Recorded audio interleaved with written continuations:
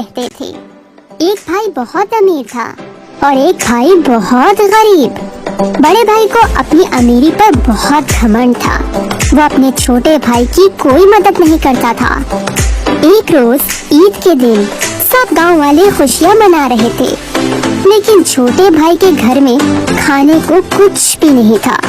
छोटे भाई शानी ने सोचा, मुझे अपने भाई से जाकर मदद मांगनी चाहिए। ऐसा सोचकर शानी अपने बड़े भाई के घर की तरफ चल पड़ा। भाई, मुझे आपकी मदद चाहिए। आज ईद के दिन भी मेरे घर खाने को कुछ भी नहीं है। मेरे बीवी बच्चे भूखे हैं। ऐसा बोलकर शानी रोने लग गया, लेकिन उसके बड़े भाई को उस पर बिल्कुल तरस न आया और उसने शानी पर गुस्सा करके खाली हाथ वापस भेज दिया। शानी उदास होकर अपने घर को वापस आ रहा था।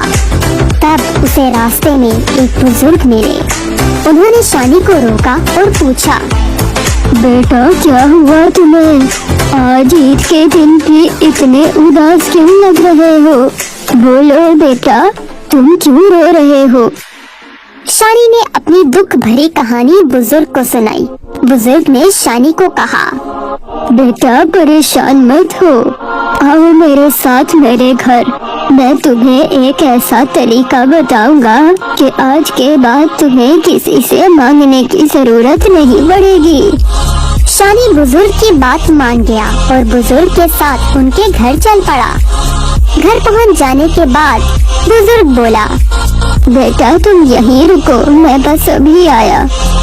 ऐसा बोलकर बुजुर्ग घर के अंदर जाते हैं और कुछ ही देर में एक मिठाई का डब्बा अपने साथ लेकर बाहर आते हैं और बोलते हैं, बेटा अब तुम ये मिठाई का डब्बा लेकर साथ वाले जंगल में जाओ।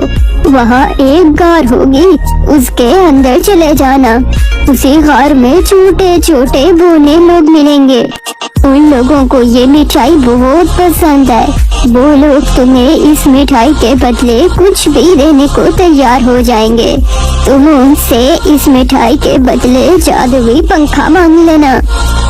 शानी ने बुजुर्ग की बात मान ली और मिठाई का डब्बा लेकर जंगल की उस गार में पहुंच गया। वहाँ उस गरीब शानी ने उन बोनों को देखा।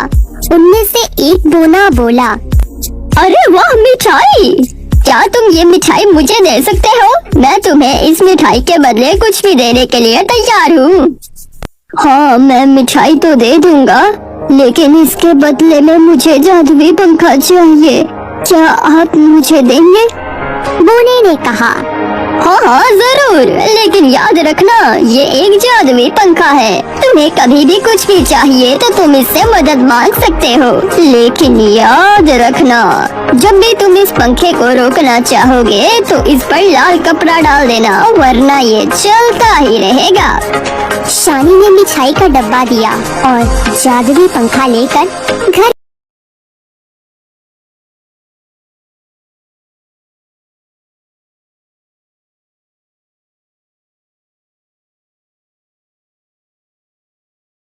की तरफ चल पड़ा। घर पहुंचकर शानी ने सबसे पहले जादुई पंखे को कहा, पंखा अच्छा अच्छा खाना दे, दाल चावल रोटी। पंखा ये सुनते ही तरह तरह के खाने देने लग गया। फिर शानी ने फौरन उस पर लाल कपड़ा डाल दिया तो पंखा बंद हो गया। उसके बाद गरीब शानी के खानदान ने पेट भर कर खाना खाया और सो गए। उसके बाद शानी रोज कुछ न कुछ जादुई पंखे से मांगता और फिर उसे बेचने बाजार चला जाता। कुछ ही दिनों में शानी अपने बड़े भाई से भी ज्यादा अमीर हो गया। बड़ा भाई छोटे भाई की अमीरी से जलने लग गया।